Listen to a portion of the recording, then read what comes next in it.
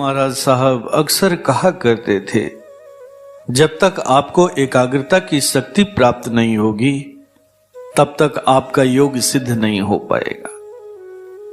योग क्या है? तो इसके संबंध में पतंजलि जी कहते हैं, चित्त वृत्ति निरोधः इति योग। यानी आपके मन के अंदर में जो बार बार तरंग उठ रहे हैं या उठते रहते हैं, उसी का निरोध कर लेना ही योग है। जैसे ही तरंग रुकेगा योग शुरू हो जाएगा। किससे योग? तो परमात्मा से योग। जैसे ही चित्त के वृत्तियों का निरोध होता है, आपके अंदर में एक शांति छा जाती है। आपके अंदर में जो भी हलचल है, जो भी अशांति है, आपके मन के तरंगों के वजह से ही तो है। यही तरंग आपके जीवन में हर मोड़ पर एक दुश्मन खड़ा किए हुए, यही तरंग तरह तरह के चीजों का सृजन कर रहा है और फिर लोग आपस में लड़ रहे हैं, कट रहे हैं, मर रहे हैं। इसने धर्म को भी नहीं छोड़ा है। मैं बहुत बड़ा महात्मा हूं, मैं सबसे बड़ा महात्मा हूं, सबसे बड़ा सन्यासी हूं, सबसे बड़ा प्रचारक हूं, मुझे इसको दिखा देना है तो मुझे उसको दिखा देना है। इसी पर मुझे कर्ण की एक बात याद आती है। बात उस समय की है जब कर्ण को अर्जुन का तीर लग जाता है। कर्ण मरणासन अवस्था में पड़ा हुआ है। भगवान कृष्ण उसे अंतिम बार मिलने के लिए जाते हैं और पूछते हैं कि कहो कर्ण, क्या हाल है? कर्ण पूछता है, माधव, मुझे ये समझ में नहीं आया कि हमसे भूल कहां हो गई। कृष्ण ने कहा, तुम्हारी सबसे बड़ी भूल यही है कि जिस उद्देश्य के लिए तुमने धनुष उठाया था उसे तुम भूल गए। तुमने तो धनुष एक दबे कुचले समाज को उसका हक दिलाने के लिए उठाया था, लेकिन बाद में तुमने उस धनुष का उपयोग किसके लिए करते रहे? तो एक आक्रांता के लिए करते रहे, एक आतताई के लिए करते रहे। फिर आगे चल करके तुम्हारा लक्ष्य अर्जुन को पराजित करना रह गया, नीचा दिखाना रह गया, अपने आप को उसे बेहतर धनुर्धर साबित करना रह गया। इस तरह से तुम्हारा विशाल लक्ष्य बहुत छोटे से लक्ष्य में सिमट गया। तुम संकीर्ण हो गए। यही तुम्हारी सबसे बड़ी भूल रही और यही तुम्हारे पतन का कारण बना। इसी वजह से तुम जगह जगह पर छले भी गए। फिर आगे भगवान कृष्ण ने समझाते हुए कहा, ऐसा नहीं है कि मैंने तुम्हें समझाना नहीं चाहा था, लेकिन तुम समझने के लिए तैयार कहां थे। मैं तो चाहता था कि तुम्हें अपने शिष्य के रूप में वर्ण करूं, लेकिन तुमने कभी भी मेरे इस प्रस्ताव को स्वीकार नहीं किया। ऐसी बातें केवल उसी युग में नहीं हुई हैं, बल्कि आज भी हो रही हैं। आज भी हर जगह ऐसा देखने को मिलता है। आज साधु समाज इसे अछूता नहीं है। एक सत्संगी दूसरे सत्संगी पर घात जमाए बैठा है। कब मौका मिले और इसे नीचा दिखा दो, नीचे गिरा दो, पटक दो। कोई कहता है कि मेरे पास भगवान आने लगे हैं, मैं उनकी सारी शक्तियों को प्राप्त कर लिया हूं। ऐसा क्यों होता है? तो इन्हीं तरंगों की वजह से होता है। क्या आपने धर्म को इसी के लिए अपनाया था? क्या आपने किसी सत्संग को इसीलिए अपनाया था?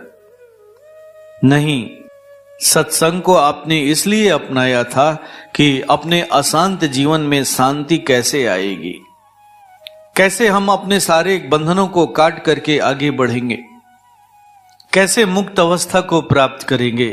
लेकिन सत्संग में रहते हुए भी, बार बार सत्संग को करते हुए भी, जाने कब कैसे लक्ष्य बदल जाता है, बात समझ में नहीं आती। जब पतन के कागार पर पहुंच जाते हैं तो याद आता है। अब याद आकर के भी क्या करेगा? अब तो आपके पैर कब्र में लटक चुके हैं।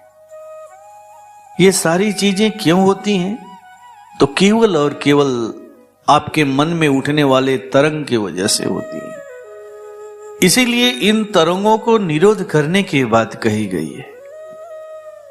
परम पूज्य गुरु महाराज साहब द्वारा दी गई जो साधना प्रविधि है, जब हम उसका अभ्यास करते हैं तो वो अद्भुत रूप से शांति का अनुभव कराती है।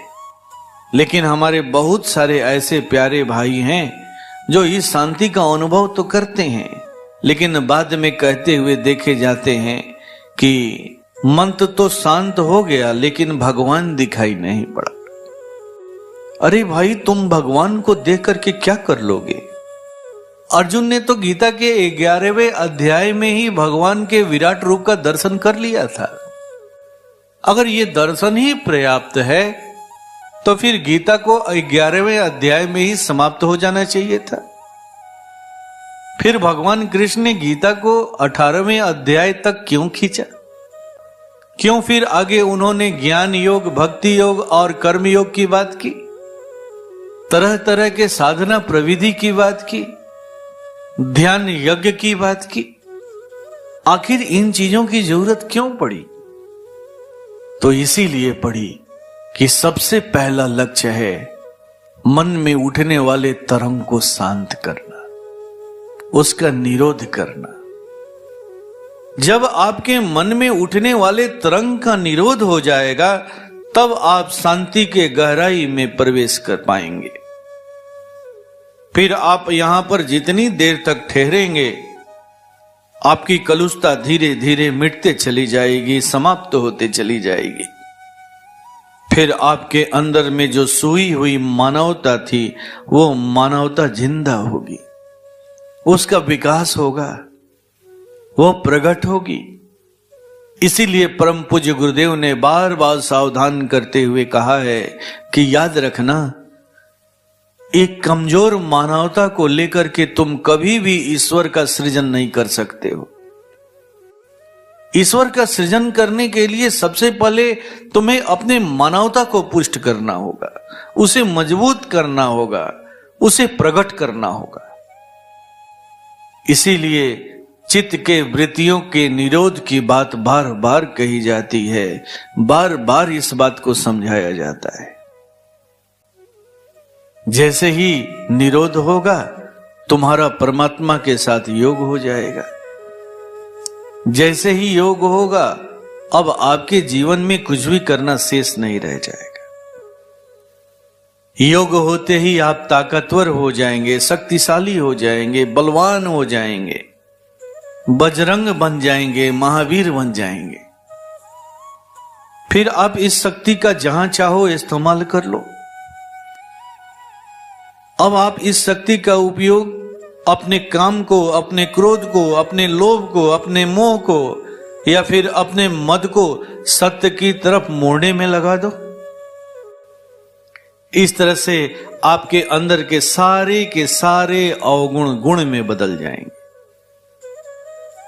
गुरु महाराज साहब अक्सर कहा करते थे कि काम, क्रोध, लोभ, मोह को छोड़ना नहीं है, बल्कि सत्य की तरफ मोड़ देना है। जब तुम अपने तम के लोभ को सत्य के लोभ में बदल दोगे, तो फिर तुम्हारा व्यक्तित्व सत्संग की तरफ मुड़ जाएगा, धर्म की तरफ मुड़ जाएगा, तुम धार्मिक बनने लगोगे। जब सत्य का लोभ सिद्ध हो जाएगा तो मोह पैदा हो जाएगा, सत्य का मोह। याद रखना, सत्य के प्रति मोह होना परम आवश्यक है। यही तो सत्य के साथ बांधता है, सत्य के साथ जोड़ता है, सत्य पर चलने के लिए बाध्य करता है। इसीलिए सारा का सारा खेल मन के तरंगों के निरोध का है। बस अपने मन के तरंग को मार लो, हो गया सत्संग, हो गया भजन।